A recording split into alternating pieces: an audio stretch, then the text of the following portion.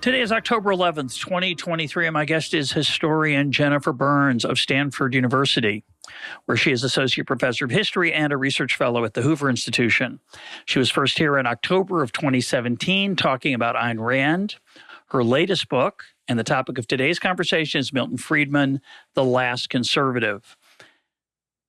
Jennifer, welcome back to EconTalk. Yeah, thanks for having me, Russ. It's great to be here. This book is really quite an achievement. It is a deep intellectual biography of a famous person, but you could still argue is underappreciated. And I would say it's also an economic history of the 20th century. So bravo, it's an amazing achievement.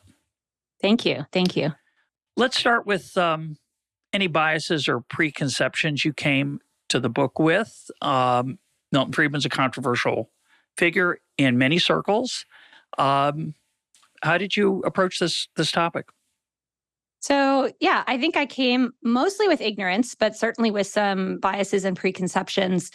When I started, I thought I was most interested in Friedman as sort of a pundit, a public figure, a public intellectual, someone who had kind of packaged ideas for mass consumption, because I had looked at Ayn Rand that way, and I looked at Ayn Rand as a sort of vehicle for ideas promulgated through fiction, which I thought was really interesting. So I kind of came to Friedman that way. And so the first thing that I was surprised by was that I found his economics so much more interesting, actually, than his punditry once I got going into the project.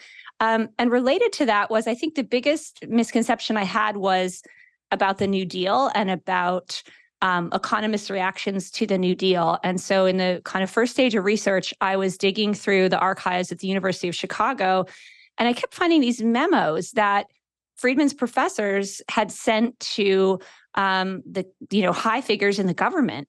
It was called the Chicago Plan, and it was what they thought should be done to address the Great Depression. And these memos were urgent. They were sweeping. They called for massive federal intervention in the banking system, massive federal relief programs. And I was like, wait a second, this is the Chicago school, which is supposed to be like, let markets rip. Who cares what happens if you get what's coming to you? And so that sort of shook me to see that I had envisioned a certain set of responses, stylized responses I thought that Friedman's professors would have had, and I thought that he would have been educated in. And that wasn't true at all. And so that kind of reset my clock a little bit to like, okay, what is happening here? What do I actually know as opposed to what I think I know? And I didn't know that much. So I sort of taught myself through the archive, through reading other historians of economics, through drawing on what I knew about the broader picture of American history, and to try to put together, exactly as you say, a broader history of both economics and economic thought in the 20th century, with Friedman as my lens into that. And I want to salute you. You know, your first book was on Ayn Rand, another controversial figure. I have my own biases, but I felt you were extremely even-handed in this book. Now, that's not the right word. Fair, thoughtful, an historian, novel, what a crazy idea.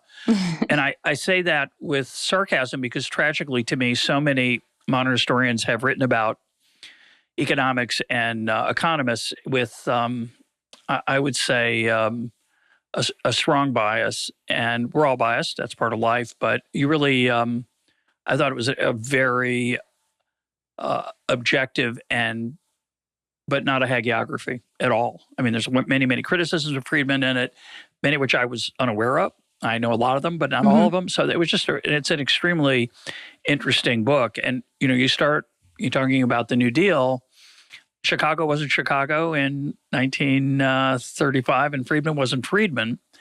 And the other part of this book that I loved is how you try to capture the evolution of his thinking. And, right. his books are mostly, his books for the public are mainly in the second part of his career, but there's so much more to his academic career, and your effort to integrate the two is really is superb. Yeah, thank you. I mean, I think what I came to realize is that just as I sort of thought of him as a pundit, a lot of people around today, that they kind of got the tail end of Friedman's career. They got the Friedman in the limelight, the Friedman as representative of a certain political synthesis, a certain political movement. And they got a snippet of him and not the full picture. And so I really wanted to bring the full picture back and show how the ideas that he later became famous for promoting sort of grew and developed out of this academic matrix, out of the actual events that happened in the world, the challenge of inflation, ins and outs of Keynesian economics, sort of all of that. And so when you see Friedman in the 80s as the kind of exemplar of Reaganism, that's definitely part of the story, but it's the end of the story. It's not the full story. Let's talk about the title, Milton Friedman, The Last Conservative. Why did you choose that part after the colon, the last conservative part, and why were you uneasy about that? So there's a couple ways in which I think of Friedman as a conservative, and I'm aware he didn't call himself a conservative. He didn't want to be labeled a conservative. I've gotten pushback that with this idea that he's a conservative. And so there's a couple ways I mean it. One is in a sort of transcendent meaning of somebody who does their best to preserve the inheritances or practices of the past and carry them into the future. And I think that actually describes his economics very well. So he did a great deal to preserve the kind of methods and approaches of institutional economics, even though he's not an institutional economist, but he believed in empirical research, basing his theories on data from the real world, and he stuck with that. And, at a time when a lot of the economics field was turning in another direction. Similarly, he stuck with the quantity theory of money. He said, there's something here. Let's update it. Let's refresh it. But let's not cast it aside and say, oh, that's an old idea that no longer matters. So I think intellectually speaking, in terms of the orientation of his mind, he was someone who looked to existing or past ideas and tried to find out what was still valid in them and how they could still be used. So that, to my mind, is a sort of conservative bent. And then the other reason really was because he was associated throughout his life with this political movement that called itself conservative. And American conservatism is, different than conservatism in the broader Western tradition in that it's often embraces capitalism and is linked to capitalism. And Friedman really exemplifies that. Whereas in maybe the European intellectual tradition, it's more suspicious of capitalism because the conservative tradition there is more bent on holding up, different social hierarchies or formations that could be threatened by capitalism. So I'm aware that American conservatism is sort of its own unique version of the creed, and I've written plenty on that. And I'm also aware that Friedman said, I'm not a conservative, but just empirically speaking, if you look at the causes he took up, the people he spent time with, the politicians he admired, they all called themselves conservatives. So I felt like, hey, I get it, but this is the case. He was very clear in his sort of partisan identification. So why is he the last conservative? Right. Why is he the last? And I think that's a bit of a provocation or a question. But I think Friedman really exemplifies this 20th century American conservatism synthesis, which tried to draw together an emphasis on tradition, an affection for or belief in capitalism, free markets, free trade, and in opposition to communism. And these three strands really sort of came together in a variety of different ways. And they pushed aside a more moderate republicanism, and they mounted a very effective challenge to liberal politics and liberal governance. And I see Friedman as really a sort of apogee of that. And I think that we are in a time of not seeing that synthesis hold in quite the same way. I'm not completely convinced it's gone and will never come back. I don't think that's the case at all. But I think the pressures and questions that forge that synthesis, primarily the opposition to the Soviet bloc and the Soviet Union, those pressures are gone, and we have a different set of pressures, and we have a different set of questions about, globalization. And now that we've seen it in practice for 25 years, where we hadn't before, so I think the pieces are different. The other thing that's really different from the conservatism of Friedman's time and what is called conservatism today is I think. In Friedman's time, there was a significant part of it that was driven by ideas. It really was, in many ways, an intellectual movement. And Friedman really exemplifies that he based his ideas on research and on being in a discipline, an academic discipline, and really trying to think through what were some different approaches. So I think it was a much more intellectual movement rather than being driven by personality or mood or emotion.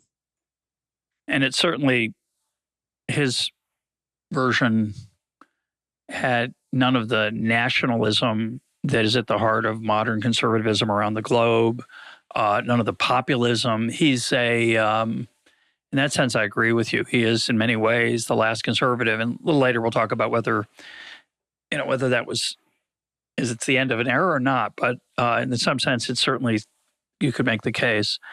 Now, I know quite a bit about Milton. I've read a good chunk of his work. Not as much as you, I bet, which is really impressive, because I bet you read a lot more than I did. And his other papers, which are voluminous, his correspondence and so on, that are in the archive at the Hoover Institution. But there were two things I did not know much about that your book really illuminated. One was the role of Henry Simons. So talk briefly about that. I'm probably more interested in that than the average listener, but tell us a little bit about Henry Simons and his influence on the Chicago School as it came to be under Milton. Yeah, I actually was very fascinated by Henry Simons as well. So Friedman did the first part of his graduate training at the University of Chicago, and Henry Simons was an assistant professor who really became sort of a guru figure to Friedman and his friends. And he really, first of all, he was an architect of those memos to the federal government, the Chicago Plan. He was really the kind of mover and shaker behind that, calling for restructuring of the banking system, this idea he had called 100% money, which basically would have eliminated fractional reserve banking entirely. It would have radically changed the banking system. Instead, we had the Banking Act, but 100% money was something that Friedman was talking about way into the 60s. Simons also wrote this book called A Positive Program for Laissez-Faire. And I think this was really the biggest influence on Friedman. He saw himself as a classical liberal. He saw liberalism as being endangered. And so he also believed that you could use the principles of classical liberalism to design what he called progressive social programs, so that liberalism shouldn't just be something that said no, no, no, but actually had creative potential to come up with new and different policy proposals. And this is the liberalism it's classical liberalism, meaning limited government, personal responsibility, and as you say, for many people, that just means, well, we're against too much regulation. We're against excessive taxation, or maybe any taxation if possible, et cetera, et cetera. And Simons and a lot of Friedman, I think, I much more appreciated after reading your book, was trying to square that circle of, he didn't like government, but he knew the world had to have some, but so how much? And he was constantly trying to make his worldview consistent with some.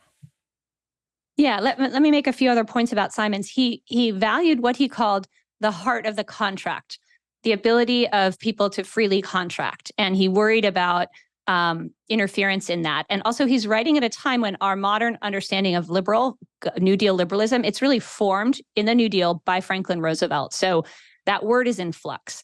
So he wanted to protect the heart of the contract, free contract. But he also worried a lot about inequality. And this was important to him. It was important to Friedman's teachers. And they basically felt if capitalism generates too much inequality, it will not be able to survive.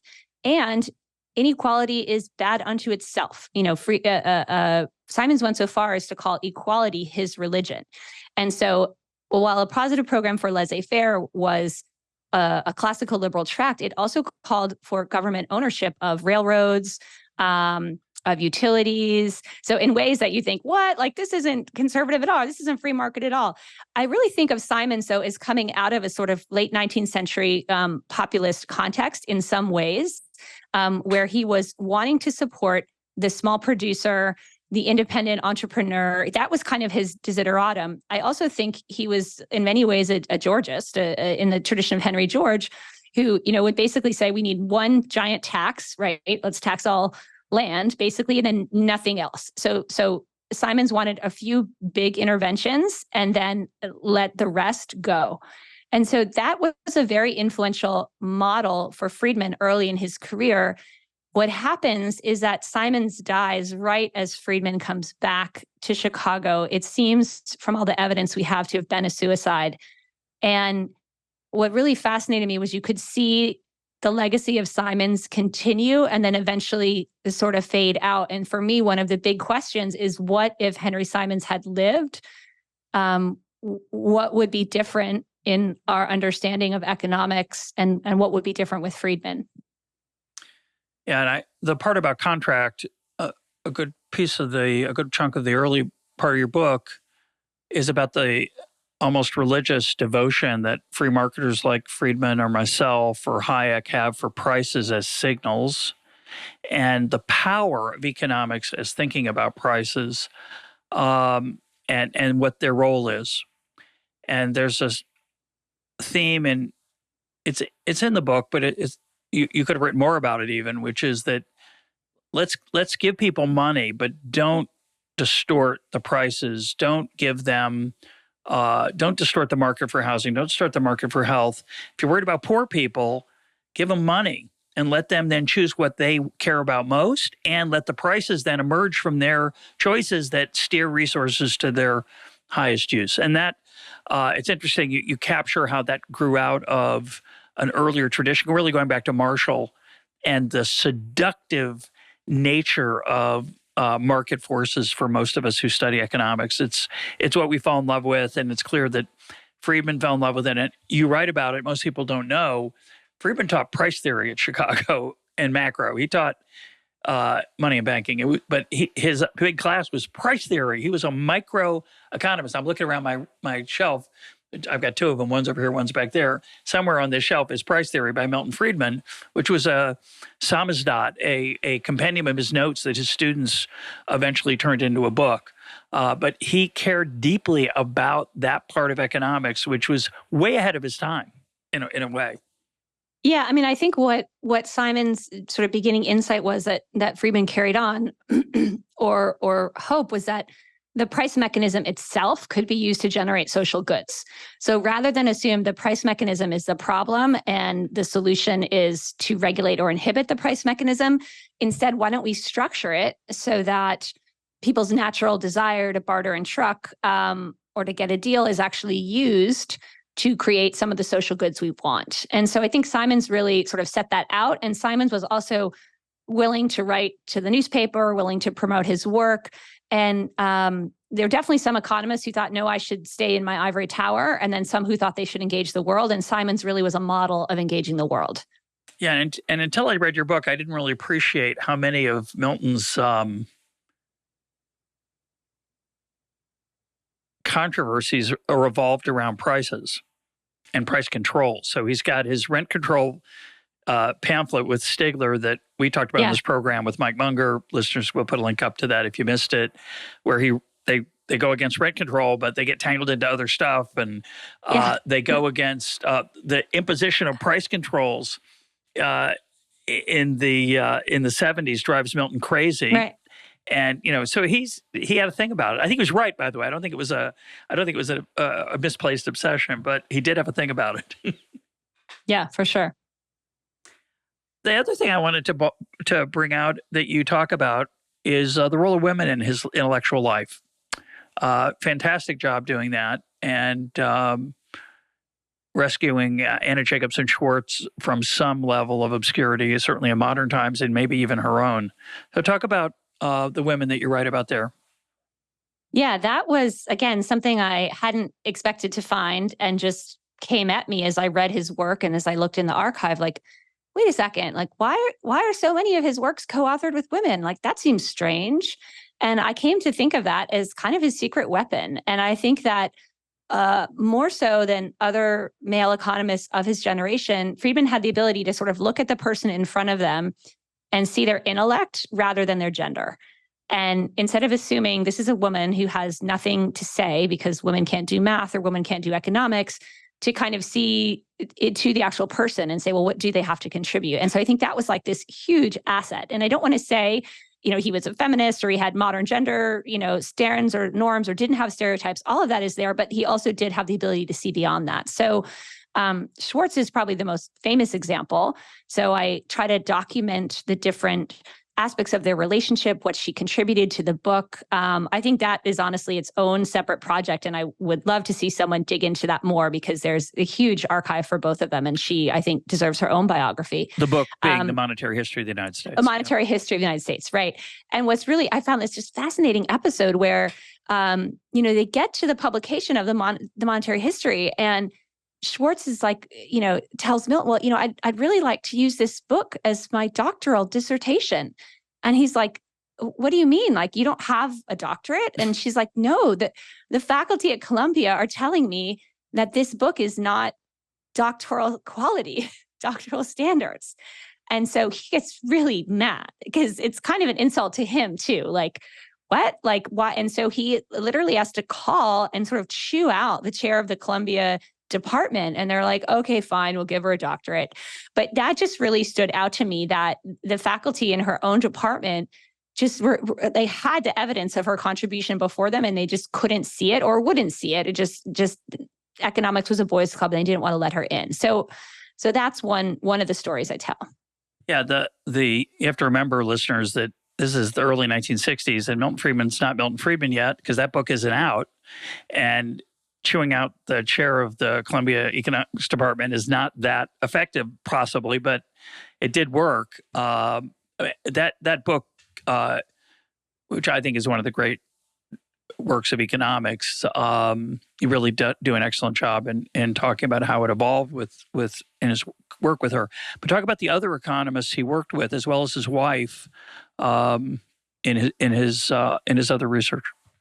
Yeah, so there's another book that's less well known, except among economists, A Theory of the Consumption Function. And this book came out of Friedman's engagement with women researchers in consumption economics, which was kind of a side field that women were shunted into because they were thought to be good at shopping, so they could study shopping. And he had there was a woman that was friends with both he and Rose, Dorothy Brady, who was a researcher in this field. And then there was Margaret Reed, who went on to become his colleague at Chicago. And Friedman sort of picked up a letter that Dorothy had sent to Rose and said, well, I have some ideas. And they started a correspondence.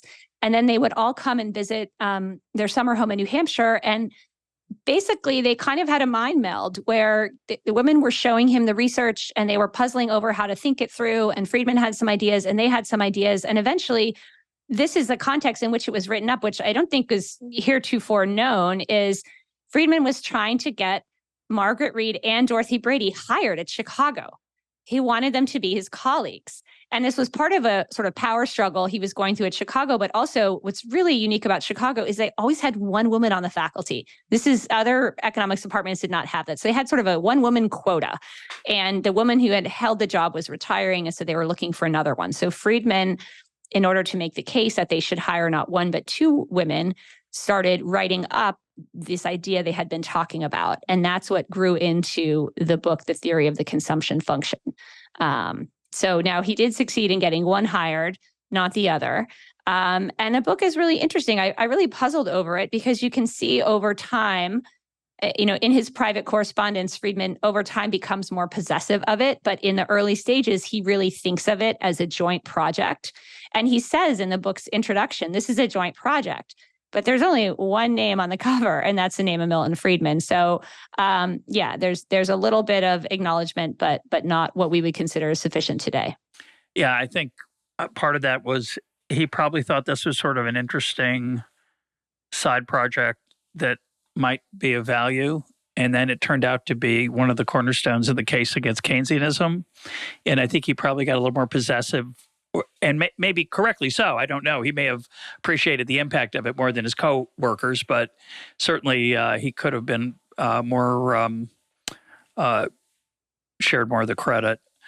It's also interesting to me that one of the primary collaborators, Margaret Reed, she was asked Friedman to write it up. She sort of pressured him to do it. And I think, well, why did she do that? Why didn't she just write it up herself? And I think she sort of perceived that, like, this is going to go further with him as the author. Like, if I have him to cite from my research, that's ultimately going to benefit my research, where they weren't giving her a workshop. There were so many reasons for her to think, like, this idea will not prosper if it is linked to me. So you might think of her as kind of giving her child away to the better parent, given the circumstances of the time. Yeah, fascinating. Margaret Reed was at Chicago when I was there. She was interesting. She was not a young woman. She had a ghostly presence. I would see her walking the halls, and I remember mentioning her name to some faculty member, and saying, like, who is she? Why is she here? She never talks. And he says something like, "Oh, she's really smart." So she was something in her heyday. She was not in her heyday when I encountered her, unfortunately. Yeah, yeah. Lastly, the last thing I want to mention that I appreciate in your book is that his view of econometrics. As you mentioned a minute ago, he cared a lot about data. He was very much an empirical economist. He disdained much of the Austrian economics tradition because they were not data-driven in his mind. And I think that's a fair criticism. But he was not a fan of macroeconomic models or even econometrics generally, and fought, I did not realize, relentlessly with the Cowles Commission, which started at Chicago and eventually ended up at Yale, but he basically pushed him out. It's the way in your telling. Yeah, so that is also really interesting to me because I hadn't realized, I just sort of thought coming into the project, like economics and math are kind of the same thing. And I hadn't realized how vociferously he fought against, not just against math, but even against modeling, like extensive modeling. He just thought you can get carried away with the beauty of your own model and you have to always be testing. So he fought very viciously against this other group of economists who were kind of pushing it more in the, not so much even modeling, but bringing in more sophisticated mathematical techniques.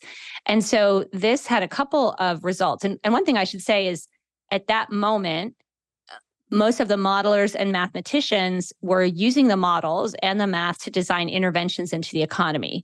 So there was a political difference with them, but there was also, I think, even more so an epistemological difference. Friedman thought we simply don't know enough, and the economy is too complicated to really model it and to base a plan on the model. We have to be much simpler, sort of paradoxically, to be able to capture the complexity. And so I found that so fascinating. I think it's an interesting episode in the sort of history of science or the history of the discipline. And as a result, Friedman was really considered a crank and deeply unfashionable and sort of the subject of ridicule because, he was doing things like trying to add up bank vault cash, and figure out how much money there was in the economy instead of creating, a general equilibrium model that would predict whether we were going to go into recession or not, or how big the multiplier is, or what the budget should be. He just wasn't thinking in those terms at all. And I think, as you noted, it was when the monetary history landed and had this incredible and convincing sort of revisionist take on why the Great Depression was so bad and lasted so long, that really arrested his colleagues and the field. And that's really, after that, he's sort of set the weather in economics, I would say, for a good 10 to 15 years after that. Yeah, it's, in a way, you mentioned that the rational expectations movement, part of macro that is associated with Bob Lucas and Tom Sargent, that they grew out of his work. But of course, the Lucas critique, which is about the challenge of intervening in the economy, given that the people who are doing the acting have expectations, and it's problematic to try to do that effectively. That is just what you just said a minute ago is a old-fashioned version of the Lucas critique, that it's too complicated. Yeah, I mean, although the Lucas critique was couched in the very type of models that Friedman opposed. And so I think I think it's like his bastard child, basically. Yeah. And he had a lot of ambivalence about rational expectations, especially in private. He tended to be more supportive in public, but they were kind of reaching his conclusions, but not with his methods. And he actually did think the methods were really important. And so I'm not sure what he would make of sort of where we are today. The other thing I think he had trouble reconciling was that a lot of the insights of monetarism were incorporated in what became called the new Keynesian economics. And I think that would have bothered him for sure. Creep him out a little bit, yeah. But I do think that's why he's so influential a figure, because his ideas became detached from the sort of disciplinary, the heterodox disciplinary strain that they once embodied and became more conventional wisdom. I mean, the way that we pay attention to the Fed and we worry about inflation, like all of this type of thing is a long tail of Friedman. The irony is that while Lucas took that version of Friedman you gave and gussied it up with fancy math, Friedman accepted methodologically to some extent the Keynesian revolution and destroyed it from within by saying, okay, you're going to play by these rules, I'll play by them too, and I'll show you that even with those rules, a lot of your implications don't hold. So I think he would have preferred not to have done that maybe, but Lucas did the same thing in a way. Yeah. Let's talk about his legacy. Let's do it in two parts. First, as an academic economist, and then as what we might call a public intellectual policy, political economist. You call him at one point. Let's start with the academic part. What you've hinted at it already, but what do you see as his most important legacy? I think probably the single most important is that reinterpretation with Schwartz of the Great Depression, of focusing on the role of the central bank and the banking system in that crisis. And I think that's become the playbook that we still live with today. There's a financial crisis. The central bank must take responsibility and must flood the economy with money quickly and not let it get too bad. And you see that, I think the first place you really see that is Greenspan after the 87 crash. He's like, the Federal Reserve stands by. You see it in the GFC, you see it in the Corona crisis. So I think you can, Friedman deserves some of the credit, not all, for the fact that we haven't had another Great Depression. I think obviously there were regulations that stabilized the banking system, but also the sense that the Federal Reserve has a role to play, or that it is a liquidity crisis, and we know what to do in that crisis. I think that's probably the biggest one. I think the second one is related, the sort of understanding of the centrality of the central bank and the price level in the paradoxical way that Friedman belabored, which is when it's doing its job, like you shouldn't notice at all. And so basically it's this incredibly important institution, this incredibly important aspect of economic life that can't really make things better, but can make them a lot worse. And so there's sort of a passivity to when things are going well, that it sort of fades into the background. And I think honestly, that has been our experience in the past 25 years or so. Like, and nobody's been really interested in inflation. No one's talked about it. We've had a fairly steady price level. We sort of forgot it was an issue. And so then suddenly it's an issue, and you kind of come roaring back and see like, oh, a few mistakes by, a few people in this key institution can really have broad ramifications. So I think those are parts of it. I think, other economists might point to the permanent income hypothesis, which is part of the consumption function, as still being a kind of live idea that economists work with. I do think in terms of the monetary policy and influence, people aren't looking at the money supply. Sort of seems like maybe they should be a little bit more, but they're not using all his technical tools. But I think of him as kind of having diffused into the water of central bankers around the world, the importance of their role, what it means. And I also think we could see this kind of 2% inflation target. Inflation targeting is not the same thing as a monetary growth rule, but they're genetically related. Yeah. And the monetary growth rule set out this idea of rules over discretion, which again, I didn't bring this up in Simons, but let me go back to Simons. What Simons really emphasized was rules and a framework within which competition should be allowed to play. And he had this famous article, Rules versus Discretion in Monetary Policy. And he said, the monetary authorities ought to follow rules that are transparent, that are set out, that we can know about, that aren't hidden behind some cloak. And then that will be better for the economy versus this kind of discretionary piece. Now, we have a discretionary monetary policy today, but we also have things like the Taylor rule or Taylor rules, which are these incredibly powerful heuristics that are used to kind of judge and evaluate how the discretionary policy is going. And so the Taylor rule really goes straight back to Friedman and Simons, just goes right through that lineage. So I think those are some of the ways he's left his mark, not just on academic economists, but on policymakers and the kind of giant apparatus, financial apparatus that surrounds central banking today. The only thing I would add to that is the role of expectations. We mentioned rational expectations a minute ago, but I guess, and I might even add the distinction between real and nominal variables. That corrected for an interest rate that looks high could be actually low because inflation is high. And I'm sure other people wrote about it and talked about it, but he destroyed in the academic world, in my view, or forced a radical revisionism of Keynesianism through the permanent income hypothesis. We're not going to go into why and how. You can look that up, folks. But also the Phillips curve, which was seen as an incredibly reliable policy relationship between unemployment and inflation. And he said, and this is one of the most, I think, rare moments where economists made a prediction that had a deep theoretical basis that turned out to be true.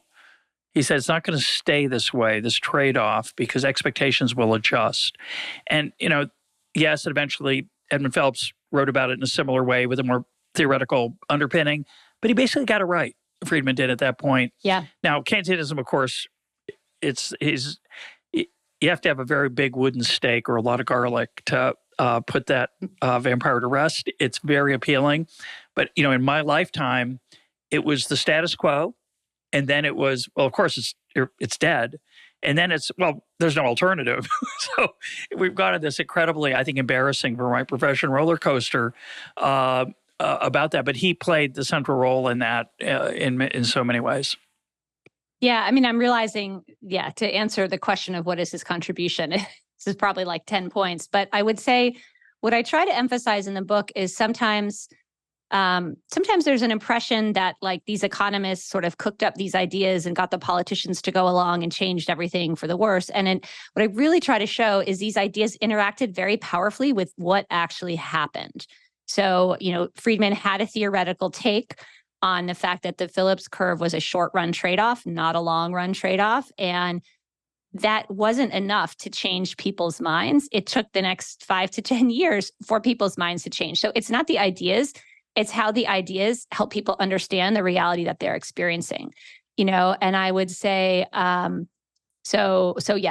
is something I really want to emphasize. And I try to show in the book by kind of moving between his ideas and the actual events as they unfold in the world. And as you said, the distinction between real and nominal interest rates, which is still not really well understood, especially if you read kind of top line media coverage of what's going on, monetary policy is super tight. I'm like, is it really tight? I'd actually think we still have negative interest rates, but people aren't really talking about that. But again, it took the 70s when you had incredibly high inflation and incredibly high interest rates for people to understand like, oh, this is exactly what Friedman said could happen, that interest rates behave differently in an inflationary environment. And it's been so interesting to watch.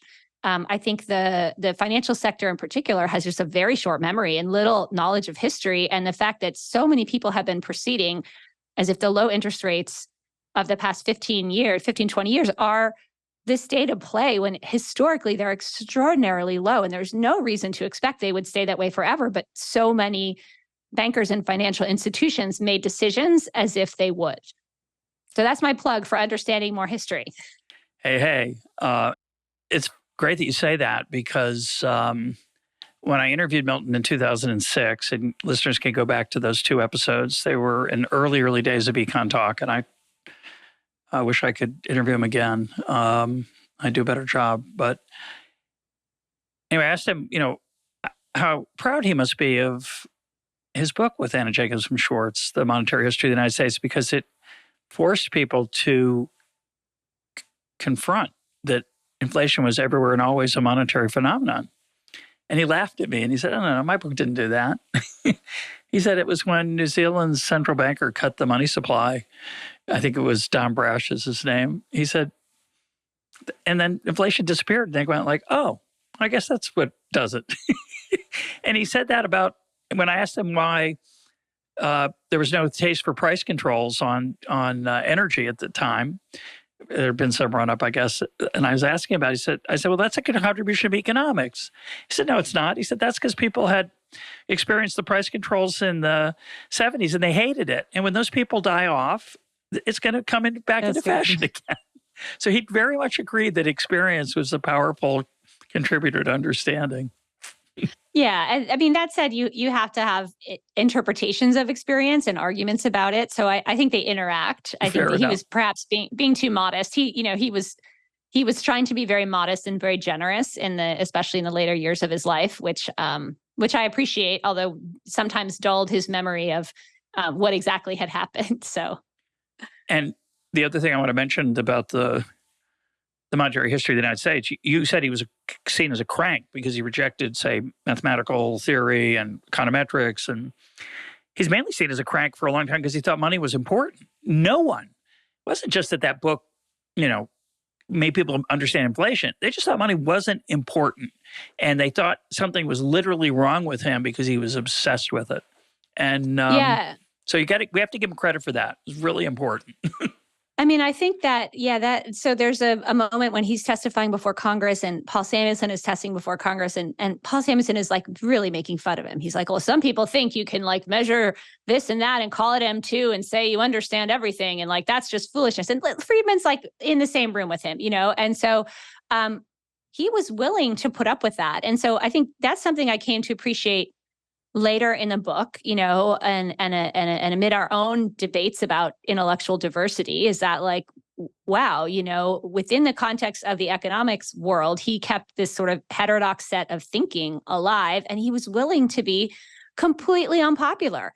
He was willing to be laughed at. He was willing to, really fight with other people and have them just mock him because he had the belief in his own ideas, And so I think it's to me, it's a case study in why we need to think about things in lots of different ways, not just one uniform way, and why disciplinary orthodoxy can be really stifling and really crippling.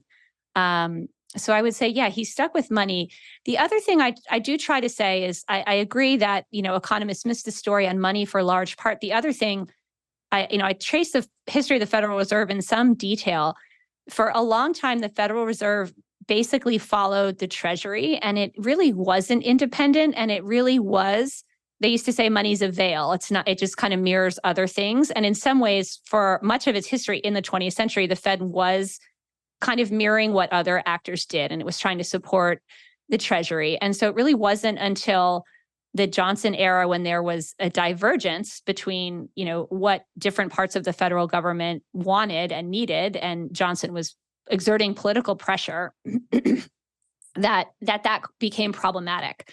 And so I think what Friedman and Schwartz did by using history is they were able to step out of this unique, period of time. So the Treasury Fed Accord is like 51, which is when the Fed becomes more independent from the Treasury Department, but that doesn't really, it takes a while for that to take. But as these economists were coming up, say from the outbreak of war, the 40s to the 50s, that pivotal decade, the Fed is basically neutered. And it's basically passive and it's sort of secretive and no one's paying attention to it. So Friedman and Schwartz use history to say, like, let's step out of where we are now. Let's go back. Let's go all the way back to the post-Civil War era. Let's march through the progressive era. Let's see what the Fed did in 1920, the crisis of 1920-21. Let's see what they did in the 1930s. And then you see different things when you get out of your immediate sort of time-space bubble. So I think they used history to kind of give themselves new perspectives on what was happening in the present. And that is what enabled Friedman to see forward and to say, yeah, here we are today, but based on what happened yesterday, I can tell you, here's what's going to happen tomorrow. And he was absolutely right. Let's move on to his political economy, which, you can make either the half full or half empty case, I think, pretty well. But I want to hear you make it. What did he achieve? So in terms of public policy and what he would have called philosophy about the role of government in the economy and in our lives. Gosh, so I've got like another list of, policy things that I can tick off that have Friedman's traces, from the fact that income tax is withheld from our paycheck, that there's not a draft, or the draft is sort of on ice of volunteer paid armed forces, the negative income tax and EITC, which I think we still see as a really important policy model in today's discussions of kind of relief and poverty alleviation. That's the earned income tax credit, EITC. Right. And then the idea of using vouchers for education. He was also in favor of drug legalization, which we're increasingly seeing. So there's a lot of really specific proposals. Even the idea of sort of competition in the mail services. There was limited competition in his day, but there's much more now. So a lot of these actually come right out of capitalism and freedom, and a lot of them have the same logic of prices. Let's let prices do some of the work that we previously have assigned to agencies or regulators or laws, or let's strip back to more of a framework and let prices run within that framework. So I think he had an enormous impact. And one reason I came, excuse me, one reason I had some doubts towards the end of the time of publication of calling him the last conservative is that I think his policy ideas and his orientation and outlook became influential far beyond conservatives. It became a sort of way to think about policy and how it would work, to ask, what would it look like if we let the market decide? Or what would it look like if we injected some market incentives into this world? And this was not something that just Republicans or conservatives did. This was something that Democrats started to do. Some of the biggest deregulatory moves came in the Carter administration. So for instance, deregulating transportation, airlines, trucking, all of that. And that is sometimes uncomfortable for people to remember because they'd prefer this black and white. One side thinks this, the other thinks this. I can pick my side. But the fact is that lots of people came to conclusions similar to Friedman over the course of the late 20th century that the first pass attempt to kind of regulate and structure various economic markets by the federal government was not really working. It was having big efficiency costs. And so Friedman really helped articulate that and convince people of it. I actually think that really his academic work was more convincing. I think in some ways, the fact that he became such a political figure might have created some reluctance to take seriously what he was saying. So I think his actual power did come from his academic work and from the way that he left an imprint on people who studied economics and then came up into positions of power in the political system and had this different way of thinking that he had helped seed in academic institutions. And we haven't touched on law and economics, but that's another piece of the book that I unpack. And so there was another kind of vector of his influence, which was in legal thinking, and in encouraging lawyers to think about incentives and use the tools of economic analysis. And so Friedman really helped popularize this approach, not just within economics, but within lots of academic fields. So, I mean, when I start thinking about it, it's hard. There's so many places that you see traces of him. And of course, it's not all Friedman, but he became a convenient entry point for people to have these different ways of thinking about what should the government do or how should policy be designed. So I made my list. It's basically the same. I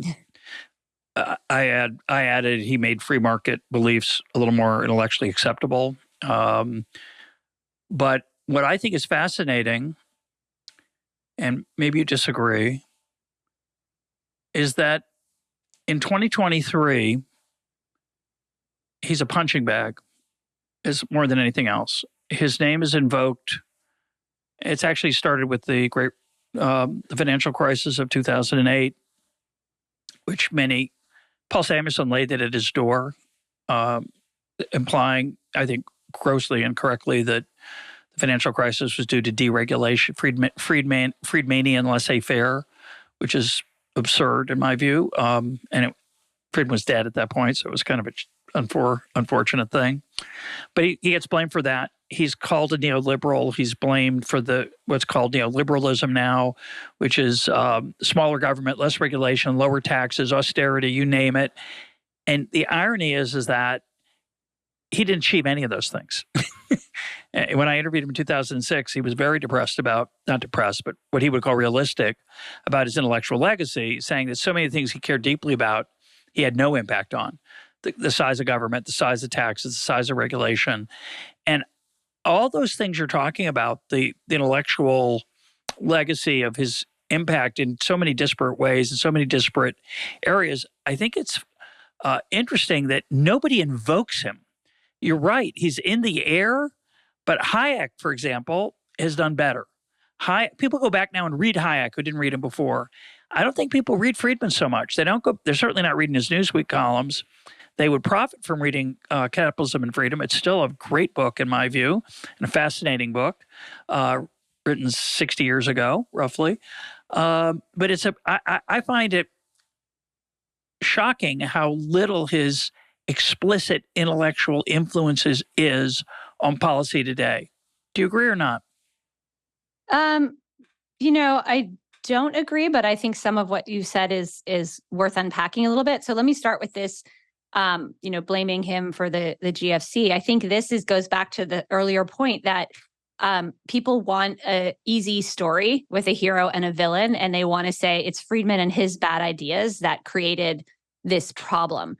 So another way to look at the rise of deregulation is to kind of trace back, like, well, when did deregulation really start, especially in the financial sector? And actually started during the inflationary episode of the 1970s, when banks successfully argued they needed to be free of regulation in order to deal with this very volatile economic climate. Well, guess who spent their whole life trying to say we shouldn't have inflation because all sorts of bad things can happen, right?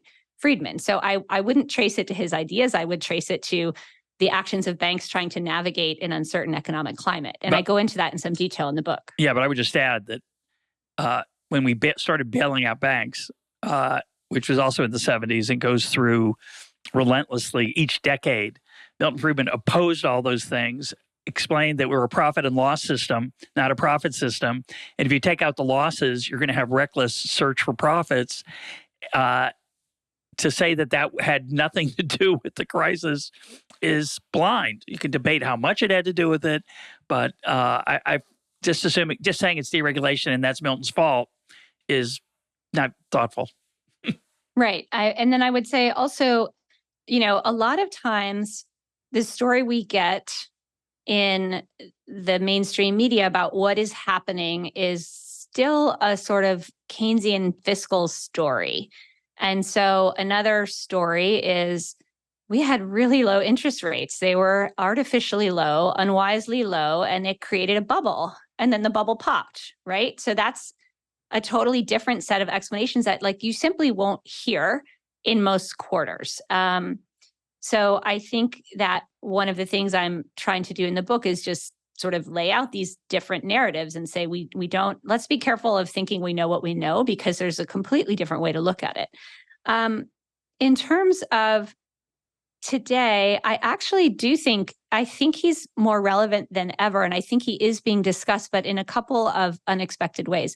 One is I think he's become a figure in debates within the Democratic Party and on the left, in that Friedman has come to symbolize a sort of centrist democratic approach, which is more market friendly, that a segment, of the more progressive left would like to do away with. So you'll see there's been a whole raft of attacks on Friedman lately. And at first I thought these were sort of misplaced, because I'm like, Friedman is not driving the action among national conservatives, and then the new kind of currents of thought on the right. But I think this reflects that he has become he became very important also to the Democratic Party and to centrist liberalism. So you see attacks on him. I mean, Joe Biden has attacked him. There's been a whole raft of articles in the New Republic, all these different magazines attacking him. And I think that's really an intramural dispute on the left, which to me says like volumes about Friedman's influence, that he's traveled so far across the political spectrum that he's now kind of a punching bag in that place. I would say one of the reasons Hayek comes up more, and I think that there hasn't been as much information about Friedman, which hopefully has been changed. But it's easier to talk about Hayek because he has less immediate baggage in the United States. And so it's interesting, like towards the end of his life, Samuelson kind of said something along the lines of, well, Hayek was right after all, and blah, blah, blah, blah, blah. And then he summarized what Hayek said. And I'm like, this is really Friedman, but Samuelson doesn't want to say Friedman because like he knows Friedman. And whereas Hayek is like the man from outer space who you can like safely invoke. So I think that's a lot of it, that Hayek in some ways is a proxy for Friedman because he doesn't have the same pieces. And then I will say, the big hit to Friedman's reputation really was the expansive monetary policy and the low interest rates post GFC and the lack of inflation appearing. And so that led to a lot of people saying these insights no longer hold. This is no longer accurate. Friedman's no longer relevant. He sort of no longer has anything to say. And then I think that can be counterposed. Then we saw, this enormous surge in M2 in the pandemic, and you had, Jay Powell saying like, oh, like a million years ago, that used to matter, but it doesn't really matter anymore. And then lo and behold, you had the bulge of inflation come that would have been predicted. So I think the story is a lot more complicated. I go into this just a little bit in the conclusion, and there's places your listeners can go to unpack this, but there's some arguments that in the wake of the GFC, this expansionary monetary policy came along with increased reserve requirements, and banks were really sitting on that money, so it wasn't really circulating. So I think you always have to pay attention to the institutional context. And I think that's one thing that Friedman did say and admit later, that he didn't pay enough attention to the ways that things could change. And by this, I mean, whether you're getting an interest rate on your checking account or not, or where you're moving money. And so it's always more complicated than just the money supply, especially today, because we have so much diversity in the financial system. But stepping back to that 30,000 foot view, like a 25% annual increase in M2,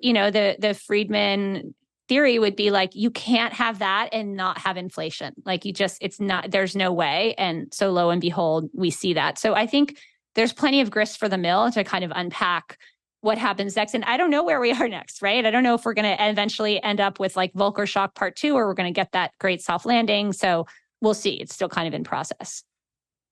That's all very well said. I want to add, I've interviewed him. We have 2 episodes. We broke that into 2 interviews, talked to a number of people about him over the years. And I want to add one thing and share some things that I miss about Milton. Even though I was I was surprised at how little I turned to him in the last 15 years. And your book forces me to remind myself that there's a lot of underlying influence that he had on me. And one of the things that we haven't talked about is he was an extraordinary communicator and teacher of abstract ideas. There's so many brilliant phrases and things that he conveyed that stick with us. I'll pick just a few that we haven't talked about, I don't think. People spend their own money on themselves more carefully than they spend other people's money on other people. That's a whole world of political economy in one sentence that he was able to capture. He would say, the secret to good policy isn't to get the right people in power. It's to get the wrong people to do the right thing because their incentives are such. He would say that an increase in spending is a tax increase, whether it's borrowed or taxed. He said that being pro-business is not pro-market, and that most people in business don't like markets. You mentioned in the book, he argued that you should try to maximize profits without fraud and not be socially responsible and let that profit. It's an example of his price respect and in a way. And the last thing I would add, though, and I think I'd love to get your reaction to it, is he's one of the last people. The 2 politicians he influenced probably the most are Reagan and Thatcher. They, along with him, could expound eloquently on the power of freedom. That is kind of in and of itself. And you write beautifully about the clash potentially between freedom and equality. Excuse me. But that's kind of dying. I don't see that in our discourse. I think people who defend freedom on its own, for its own sake, have lost the moral high ground. He held it in his day. He said it well, and it seems to be on the wane.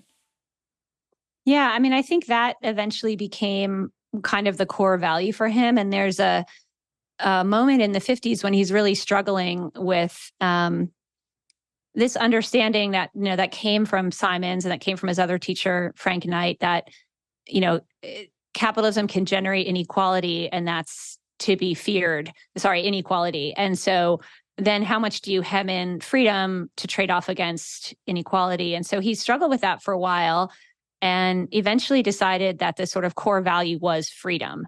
And that was what enabled you to kind of set your North Star and orient yourself. And that it was an ethical value unto itself because it allowed people to make their own choices. So I think that was very compelling in the Cold War era, when we had a sort of example of what the lack of freedom looked like.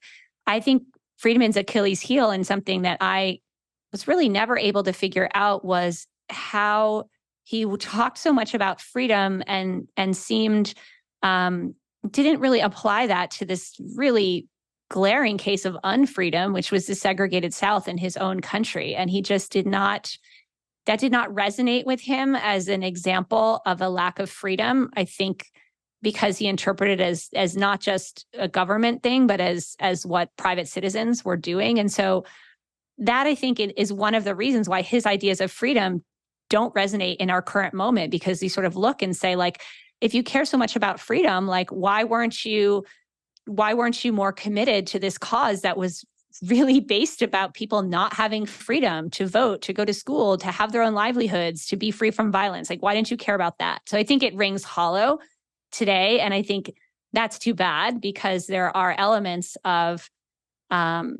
still elements that I think have ethical power of letting people guide and design their own lives. And the question always, within this type of discussion is, where does your freedom begin and my freedom end? And how do we deal with those conflicts and those edges? And I think he hoped there weren't those conflicts. And so in some ways, he doesn't provide a resource for us because he tended not to engage those most deepest and difficult questions. My guest today has been Jennifer Burns. Her book is Milton Friedman, The Last Conservative. Jennifer, thanks for being part of EconTalk. Thanks so much for having me. Really enjoyed our conversation.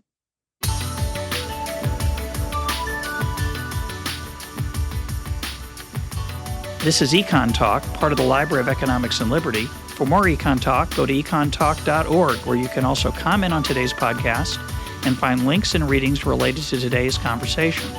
The sound engineer for EconTalk is Rich Goyette. I'm your host, Russ Roberts. Thanks for listening. Talk to you on Monday.